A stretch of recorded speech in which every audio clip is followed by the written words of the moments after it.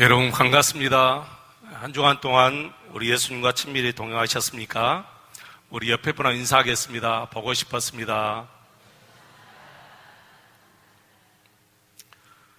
보고 있어도 보고 싶은 여러분 되시기를 바랍니다. 아내가 남편이 보고 있어도 보고 싶은 사람이 되시고, 또 우리 성도님들이 보고 있어도 보고 싶은 우리가 되었으면 좋겠습니다. 어떤 아내가 남편에게 여보, 간섭은 사랑입니다. 그러니까 간섭을 귀찮게 생각하지 마세요. 그렇게 얘기했답니다. 우리 남편 되신 여러분, 아내의 간섭은 사랑이기 때문에 귀찮게 생각하지 마시기 바랍니다. 아내의 간섭을 귀찮게 생각하고 자기 생각대로 살아버리면 반드시 그 남편은 잘못됩니다. 거의 잘못됩니다. 그러니까 아내의 간섭대로 살아가시는 저도 되고 여러분도 되시기를 축원합니다. 남편분들은 아멘 안 하십니다.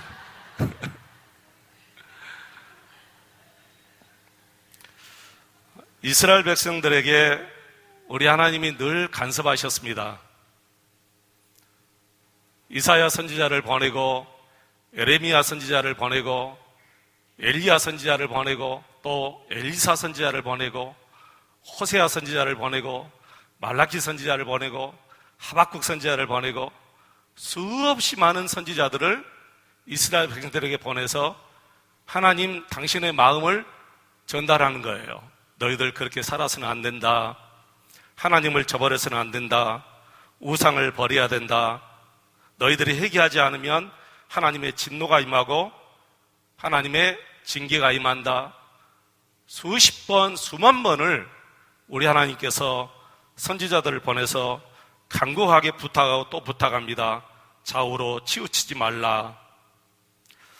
저들이 처음에는 하나님의 말씀대로 순종하며 살았지요. 그런데 배가 부르고 등이 따숩고 살기 좋아지니까 하나님을 여지없이 배반하고 치우치기 시작했습니다. 우리 하나님께서는 이미 이스라엘 백성들이 광야에서 살 때부터 경고하셨어요. 여러분, 우리 하나님께서 모세에게 경고하신 말씀을 한번 보시겠습니다. 신명기 8장 11절로 14절입니다. 우리 하나님께서 마지막 모세에게 이스라엘 백성들에게 주시는 말씀이에요. 모세의 유언과도 같습니다. 신명기 8장 11절로 14절 말씀 같이 한번 읽겠습니다. 내가 오늘 내게 명하는 여호와의 명령과 법도와 규례를 지키지 아니하고 내 하나님 여호와를 잊어버리지 않도록 삼갈지어다. 내가 먹고서 배부르고 아름다운 집을 짓고 거주하게 되며 또 내 소와 양이 번성하며 내 은금이 증식되며 내 소유가 풍부하게 될 때에 내 마음이 교만하여 내 하나님 여호와를 잊어버릴까 염려하노라. 여호와는 너를 애굽 땅 종되었던 집에서 이끌어 내시고. 19절부터 20절 말씀을 다시 한번 또 보겠습니다. 19절부터 20절 말씀입니다. 같이 읽겠습니다. 내가 만일 내 하나님 여호와를 잊어버리고 다른 신들을 따라 섬기며 그들에게 절하면 내가 너희에게 증거하노니 너희가 반드시 멸망할 것이라. 여호와께서 너희 앞에서 멸망시키신 민족들 같이 너희도 멸망하리니 이는 너희가 너희의 하나님 여호와의 소리를 청종하지 아니함이니라. 아멘. 옛날부터 우리 여호와 하나님께서 이스라엘 백성들에게 이렇게 간섭하셨어요. 모세를 통해서 또 여러 많은 선지자들을 통해서 경고하셨습니다. 너희들이 배부르고 등 따숩고 살기 편하고 은금이 모아질 때 조심해라. 또 조심해라. 그때 너희들 넘어지지 않도록 조심해라. 그때 하나님을 배반하지 않도록 조심해라. 그런데 하나님의 경고의 말씀을 저들이 무시했는지 잊어버렸는지 아무튼 하나님을 버리고 우상을 섬길 때 우리 하나님께서 그들을 아수르에 팔아버리고 바벨론에 망하게 하여서 젊은이들이 다 포로로 끌려갔는데 여러분이 너무나 잘 아시는 바로 다니엘, 사드락, 메삭, 아벳느고 그분들이 다 어렸을 때 포로로 끌려간 거예요. 청년 때 다 포로로 끌려갔어요. 바벨론 포로로 다 끌려갔습니다. 거기에 여러분 에스더 왕비도 그 자리에 있었지요. 예루살렘은 불타버리고 하나님의 성전도 다 불타버렸습니다. 이 말씀도 이미 성경에 경고했었어요. 열왕기상 9장 6절로 7절 말씀을 한번 보시겠습니다. 열왕기상 9장 6절로 7절입니다. 만일 너희나 너희의 자손이 아주 돌아서서 나를 따르지 아니하며 내가 너희 앞에 둔 나의 계명과 법도를 지키지 아니하고 가서 다른 신을 섬겨 그것을 경배하면 내가 이스라엘을 내가 그들에게 준 땅에서 끊어버릴 것이요 내 이름을 위하여 내가 거룩하게 구별한 이 성전이라도 내 앞에서 던져버리니 이스라엘은 모든 민족 가운데서 속담거리와 이야기거리가 될 것이며 그럼에도 불구하고 이스라엘은 하나님을 배반한 것입니다. 결국에는 강국 바벨론의 나라를 빼앗기고 젊은이들이 다 포로로 끌려가고 재산도 다 빼앗기고 하나님의 성전이 불타버리고 예루살렘 성이 완전히 황폐되었습니다. 그렇게 70년 동안 바벨론 포로로 고통 속에서 살아야 했습니다. 사랑하는 성도 여러분, 그럼에도 불구하고 우리 하나님은 이 유대 민족을 버리지 않습니다. 언약의 백성이기 때문에 당신의 선민이기 때문에 우리 하나님은 이들을 버리지 않습니다. 그 말씀의 내용이 여러분 에스더서가 그 말씀의 내용이에요. 에스더서를 읽으면 우리 하나님은 유대 민족을 포기하지 않으시고 그들을 포로 중에서도 지키시는 하나님을 우리가 볼 수가 있는데 하만이라는 사람이 이 유대 민족 전체를 다 죽이려고 계획을 세웠지만 하나님께서 그 계획을 다 수포로 돌아가게 하시고 오히려 자신과 자신의 가족들이 다 죽는 처참한 일이 벌어졌어요. 여러분, 누가 우리 하나님을 이기겠습니까? 누가 하나님보다 더 크십니까? 더 큽니까? 우리 하나님은 당신께서 언약하신 대로 유대 민족을 다시 예루살렘으로 돌아오게 하셨습니다. 돌아올 때 그 기쁨이 얼마나 기뻤는지 오늘 본문 1절 말씀 보니까 우리가 지금 꿈꾸는 것 같다. 이게 정말 꿈인가 생시인가? 이게 정말 꿈이니 생시니? 정말 지금 우리가 꿈꾸는 것 같다. 그렇게 오늘 본문 1절에 기록되어 있지요. 2절에는 뭐라 했습니까? 우리 입에는 웃음이 가득하고 우리 혀에는 찬양이 찼었도다. 그렇게 얘기해요. 우리 입에는 웃음이 가득하고 우리 혀에는 찬양이 찼었도다. 3절에는 우리가 기쁘다. 우리가 너무너무 기쁘다. 이렇게 노래합니다. 근데 그 기쁨도 잠시예요. 갑작스럽게 백성들이 동요하기 시작해요. 그리고 실망하기 시작합니다. 왜냐하면 무너지고 불타버린 자신의 집들과 왕궁과 하나님의 성전을 보고 완전히 낙심하고 좌절하는 거예요. 이때 우리 하나님께서 선지자를 보내서 그들을 위로하고 권면하신 말씀이 바로 이제 5절 6절 말씀이죠. 5절 6절 말씀 다시 한번 같이 한번 읽어보실까요? 5절 6절 다시 한번 같이 읽겠습니다. 눈물을 흘리며 씨를 뿌리는 자는 기쁨으로 거두리로다. 울며 씨를 뿌리러 나가는 자는 반드시 기쁨으로 그 곡식단을 가지고 돌아오리로다. 아멘. 너희들이 지금 울 때가 아니다는 거예요. 만약 울려면 울면서 씨를 뿌려야 된다는 거예요. 낙심하고 있을 때가 아니다. 너희들 절망하고 있을 때가 아니다. 울면서 씨를 뿌리자. 그러면 반드시 기쁨으로 단을 가지고 돌아올 것이다. 제가 예전에 이런 글을 보았습니다. 어느 동네 슈퍼마켓이 완전히 다 불타버렸습니다. 안에 있는 모든 물건이 다 불타버렸어요. 얼마나 낙심되고 절망스러웠겠습니까? 기가 막히지요. 그런데 그 다음날 그을린 슈퍼마켓 대문에 그래도 절망하지 않겠습니다.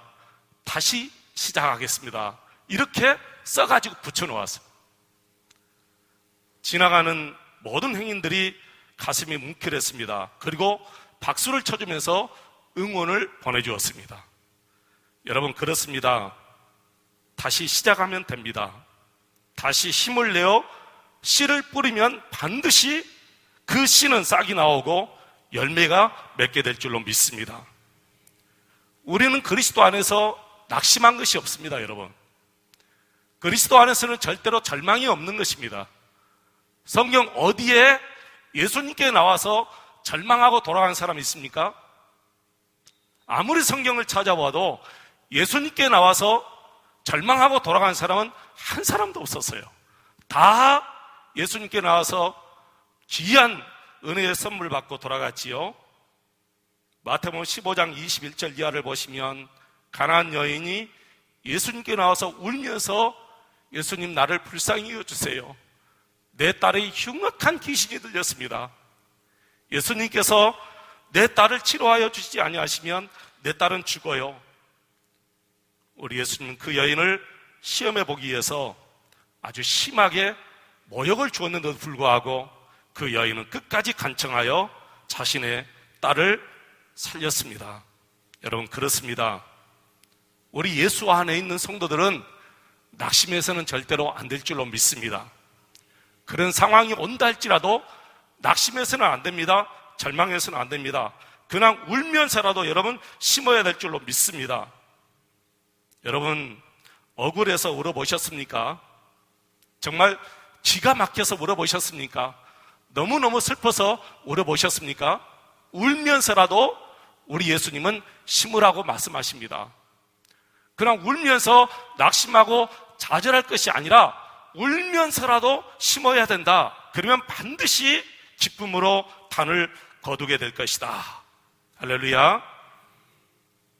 미래에 거두기 원하십니까, 여러분? 그렇다면 지금 심어야 됩니다. 늦지 않았어요. 목사님, 내 나이가 지금 60, 70입니다. 지금 심어봤자 언제 거둡니까? 여러분, 여러분이 거두지 못하면 여러분 자녀들이 거둡니다. 저는 내가 거두지 못해도 우리 자녀들이 거두면 너무너무 좋겠어요. 우리 자녀들이 거두지 못하면 그 다음 우리 손자들이 또 거두게 되는 거예요. 그래서 계속해서 우리는 죽을 때까지 심어야 될 줄로 믿습니다. 기도를 심어야 됩니다. 선한 일을 심어야 됩니다. 저와 비슷한 연배에 계신 분들은 아마 초등학교 1학년 교과서에 실린 배짱이와 개미라는 그 이야기 다 아시지요? 배짱이와 개미. 왜 이 이야기를 초등학교 1학년 때 들려주는 것입니까? 1학년 때부터 심어야 된다는 거예요. 6학년 때 가서 이 이야기를 들려주면 이미 늦어요. 1학년 교과서에 이 이야기를 실은 것은 어렸을 때부터 심어야 된다 하는 것을 아이들에게 이 진리로 가르치는 거예요. 어릴 때부터 부지런히 열심히 심어야 된다라는 것을 가르치는 거죠. 저는 초등학교 때부터 아침 늦잠을 못 잤습니다. 깨워가지고 아침에 소를 먹이고 그리고 밖에 가다 묶어놓고 그리고 그 시내가에서 그 물로 세수하고 집에 돌아와서 마당 쓸고 그리고 책가방 또 메고 학교 가는, 이게 6년 동안 계속 된 거예요, 여러분.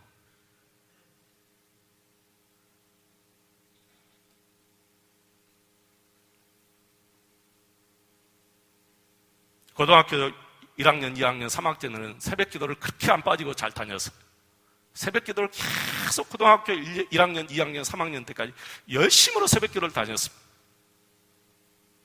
우리 주님은 말씀하십니다. 첫째는 씨를 뿌려야 된다. 씨를 뿌려야 된다. 여러분, 씨를 뿌리는 목적이 무엇일까요? 무엇을 기대하고 씨를 뿌리는 것입니까? 열매를 기대하고 씨를 뿌리는 것이지요. 어떤 농부가 씨를 뿌릴 때 열매를 기대하지 않고 씨를 뿌리는 농부가 어디가 있겠습니까? 그래서 그 농부는 씨를 뿌리고 가꾸고 잡초를 뽑아주고 농약을 해서 벌레도 잡아주고 쉴 새 없이 땀 흘려 그렇게 수고하는 것입니다. 그리고 가을에 풍성한 열매를 거두는 것입니다. 성경에 보니까 우리 하나님 아버지께서 포도나무와 무화과나무를 보면서 열매를 원하신다 그랬습니다. 여러분, 포도나무는 무화과나무는 바로 이스라엘 백성, 영적으로 우리들을 말씀하고 있는 거예요. 우리들을 보면서 우리 하나님 아버지께서 열매를 원하신다는 거예요. 너희 삶에 열매가 풍성하기를 원하신다.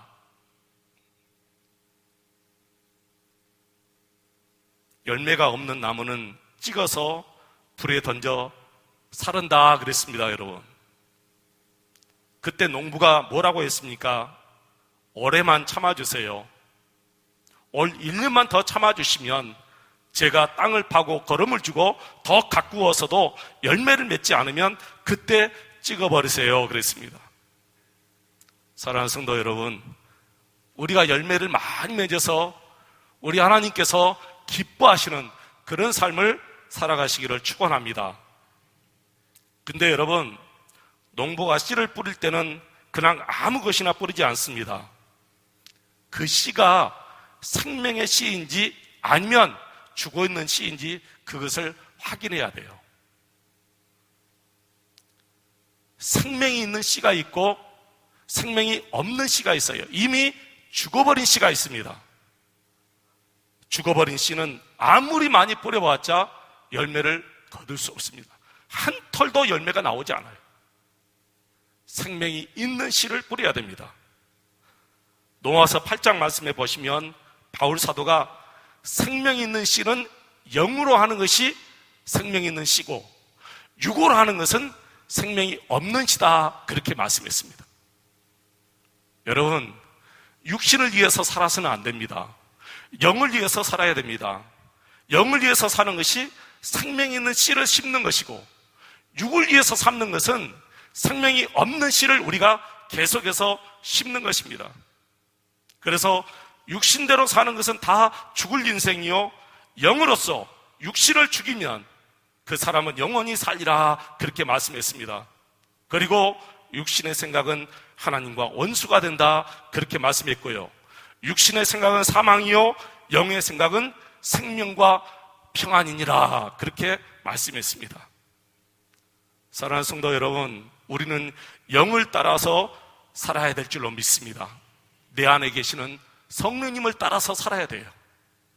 육신이 원하는 대로 살면 여러분 미래에 열매 한 털도 얻지 못합니다. 육신대로 살아서는 안 됩니다. 이 육신이 하고 싶은 대로 내버려둬서도 안 돼요. 영으로 내 육신을 죽이라 그렇게 말씀했습니다. 어떻게 악을 심어놓고 선을 기대할 수 있습니까? 어떻게 육신을 심어놓고 영을 기대할 수 있습니까? 콩 심은 데 콩 나고 팥 심은 데 팥 난다라는 속담이 있습니다. 육을 심으면 반드시 썩어질 것을 거두고 영을 심으면 반드시 영생을 거둔다 그렇게 말씀했잖아요. 여러분, 갈라디아서 6장 7절로 8절 말씀 같이 한번 읽어보실까요? 갈라디아서 6장 7절로 8절 말씀 같이 한번 읽겠습니다. 스스로 속이지 말라. 하나님은 만홀히 여김을 받지 아니하시나니 사람이 무엇으로 심든지 그대로 거두리라. 자기의 육체를 위하여 심는 자는 육체로부터 썩어진 것을 거두고 성령을 위하여 심는 자는 성령으로부터 영생을 거두리라. 아멘. 자기 육체를 위하여 심는 자는 육체로부터 썩어진 것을 거두고 그랬어요. 자기 육체를 위하여 심는다. 요즘 젊은이들 아무 유익이 없는 오락열 몇 시간씩 하는 것을 보는데 정말 안타까워요. 육체를 위하여 심는 거예요. 필요 없는 노래방에 가서 한두 시간씩 노래하고, PC방에 가서 2시간, 3시간씩 오락하고, 이것은 전부 다 자기 육체를 위하여 심는 것이기 때문에 미래에 가서 한 톨의 열매를 얻지 못합니다. 다 썩어질 것을 구하게 되는 거예요. 우리 주부님들 아무 유익이 없는 드라마 1시간씩 2시간씩 보는 것은 육체에 썩어질 것을 거두는 거예요. 영을 위해서 심으시기를 바랍니다. 성령을 심으시기를 바랍니다. 물질도 마찬가지입니다. 마태복음 6장 19절로 21절 말씀 같이 한번 보시겠습니다. 마태복음 6장 19절로 21절 말씀 같이 한번 읽겠습니다. 너희를 위하여 보물을 땅에 쌓아두지 말라. 거기는 점과 동록이 해하며 도둑이 구멍을 뚫고 도둑질하느니라. 오직 너희를 위하여 보물을 하늘에 쌓아두라. 거기는 점이나 동록이 해하지 못하며 도둑이 구멍을 뚫지도 못하고 도둑질도 못하느니라. 내 보물이 있는 그것에는 내 마음도 있느니라. 아멘. 여러분, 그렇습니다. 우리 성도님들은 정말 육신대로 살면 안 됩니다. 육신대로 사는 것은 아무런 열매가 없습니다.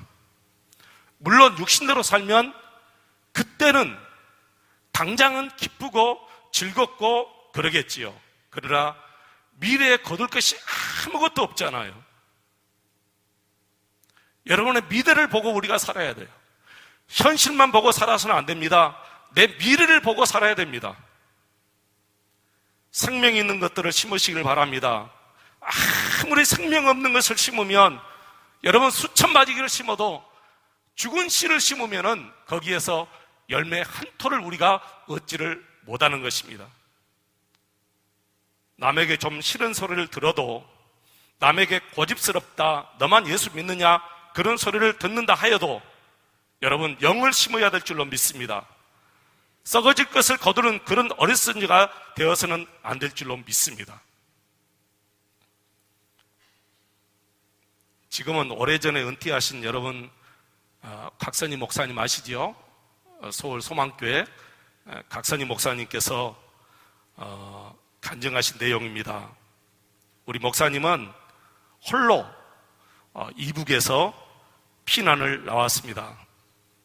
근데 이분이 남한에서 살면서 한 번도 배고픈 적이 없었고, 그리고 좋은 교인들 만나서 넉넉하게 살면서 남부럽지 않게 살았습니다. 그리고 돈도 잘 썼다고 했습니다. 근데 이분은 하나님께 감사하였고 자신의 할아버지께 그렇게 감사했답니다. 왜 그러냐면은 할아버지가 이북에서 굉장히 부자로 살았는데 1년에 한 번씩 거지 잔치를 그렇게 일주일 동안 했답니다. 옛날에는 여러분 거지가 많았습니다. 그래서 잔치를 하면 일주일간 그 마을이 아주 시끌벅적했다는 거예요. 목사님 할아버지가 86세에 돌아가셨는데요, 그렇게 건강하시던 할아버지가 어느 날 모든 식구들을 다 불렀답니다. 그리고 자식들의 손을 붙잡으면서 이렇게 말했습니다. 창고를 열어서 일주일간 거지 잔치를 하여라. 그리고 운명했답니다. 이것이 마지막 유언이에요. 내 창고를 열어서 일주일간 거지 잔치를 하여라. 목사님께서 북한에 가실 일이 몇 번 있었는데, 가시면 꼭 그 고향에 들리면 그 고향의 어르신들이 다 알아본대요. 자네는 당신의 선진 때문에, 당신의 어르신들 때문에 이렇게 복을 받고 산다. 그런 말을 자주 해주었답니다. 자네는 자네 어르신들 때문에 이렇게 복을 받고 산다. 사랑하는 여러분, 의인의 후손이 망하는 법은 없습니다. 성경에 나와 있습니다. 의인의 후손은 망하지 않는다. 반드시 거두게 된다는 거예요. 여러분, 지금도 심어야 돼요. 우리 권사님들 기도 많이 하시는데, 우리 젊으신 집사님들도 정말 연로하신 우리 권사님들처럼, 우리 집사님들처럼 계속해서 기도를 심어야 되고 선한 일을 열심히 심어야 되고 봉사를 열심히 심어야 될 줄로 믿습니다.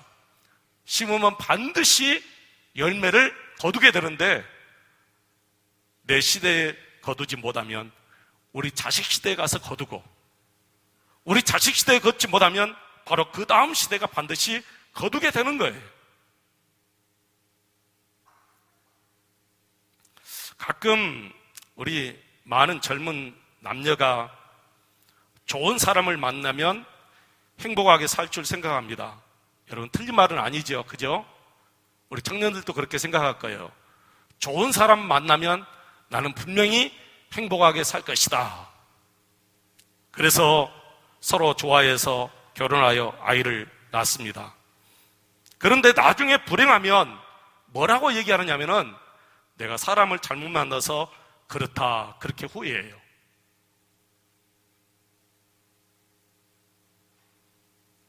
이게 얼마나 잘못된 생각입니까, 여러분? 이것은 정말 마귀가 무섭게 우리를 유혹하는 거예요. 이 마귀의 유혹에 우리가 넘어가서는 안 됩니다. 여러분, 좋은 가정을 이루기 위해서 얼마나 많이 심어보셨습니까? 좋은 사람 만나기 이전에 내가 먼저 좋은 사람이 되어야 되잖아요. 이게 바로 심는 거예요. 내가 좋은 사람 되는 것이 심는 것입니다. 싫은 사람을 만나는 것보다 더 끔찍하고 무서운 것이 내 자신이 싫은 사람이 되는 거예요. 여러분, 좋은 사람 만나기 위해서 노력하는 것도 좋습니다. 싫은 사람 만나지 않기 위해서 노력하는 것도 좋지요. 그러나 내 자신이 좋은 사람이 되어야 되고 내 자신이 상대방에게 싫은 사람이 되지 않도록 하기 위해서 우리가 얼마나 심었는지 한번 생각해 보세요. 가정의 행복을 위해서 얼마나 내가 많이 심었는지, 가정의 행복을 위해서 내가 전혀 심어놓지 않고 가정에 행복이 없다고 불평하고 원망하는 것은 여러분 어떤 이유죠? 여러분 이것을 한번 생각해 보시기 바랍니다. 농부는 결코 그렇게 하지 않습니다. 어느 농부가 심지도 않고 밭에 나가서 왜 열매가 없지 하고 원망하고 불평하는 것 여러분 보셨습니까? 그런 농부는 세상에 한 명도 없어요. 어느 농부가 밭에 나가서 심어놓지도 않고 가을에 나가서 왜 열매가 없지? 그런 농부는 한 명도 없어요. 근데 우리 젊은이들은 너무나 그런 말을 자주 해요. 왜 우리 가정에 행복이 없느냐는 거예요. 왜 내가 행복이 없느냐는 거예요. 왜 내 집사람은 이렇게 안 좋다는 거예요. 내 집사람이 안 좋은 것이 아니라 내가 안 좋은 것이죠. 내 가정에 행복이 없는 것은 내가 행복을 심지 않았기 때문에 그러는 거예요. 심지 않는 밭에는 열매가 없기 마련입니다. 행복한 가정을 내기 위해서 우리가 지금 많이 심어야 될 줄로 믿습니다. 우리에게는 언제나 하나님의 은혜가 필요한 줄로 믿습니다. 생명의 씨를 많이 심고 미래의 축복된 삶을 저와 여러분이 누리시기를 간절히 축원합니다. 또 적게 심고 많이 거두려는 생각을 버리시기를 바랍니다. 좀 힘들고 어려워도 불편해도 지금 울며 있어도 울며 그냥 앉아 있는 것이 아니라 오늘 말씀 따라 울며 씨를 뿌리시기를 바랍니다. 여러분 그날을 보면서 하나님의 말씀을 믿고 그날을 보면서 뿌리신다면 반드시 여러분 생존하실 동안 여러분 시대 혹은 여러분 자녀들 시대에 풍성한 열매가 분명히 맺게 될 줄로 믿습니다.